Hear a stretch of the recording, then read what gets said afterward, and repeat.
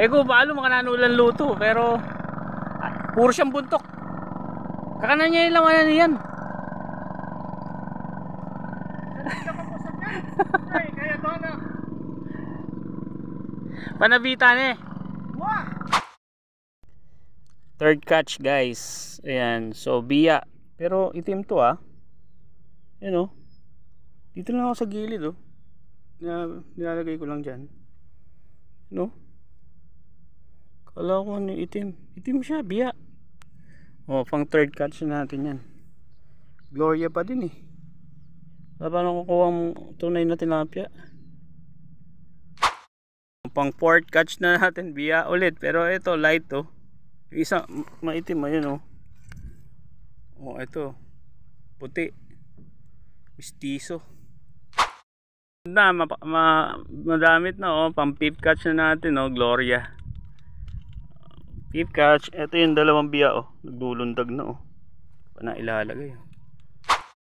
Pang 6 catch na natin biya oh. Ang laki guys, ang laki ng biya oh. Oh jumbo biya. Ang laki ng biya nito. Kailangan makakita ng biya na ganito. Lam kayo. Lam bulig. Ayan oh. Guys oh. Oh.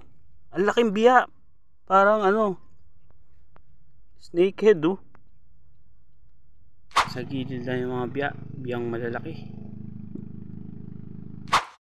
Guys, nakahuli na naman tayo ng mother shark. Dalawa na. Yung tatay, yung kuya, tsaka yung ano, nakuha ko na. Yung baby kasi kanina, binitawan ko. Thank you. Ang baby shark ka. Puro baby shark na.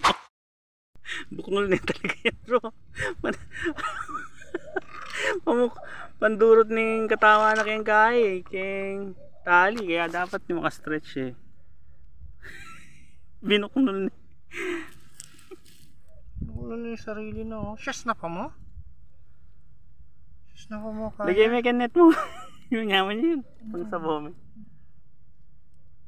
Ay, damo. Balam. Galang eh. Nakadayo pa nga buknol. Alam mo oh. Kinain niya oh.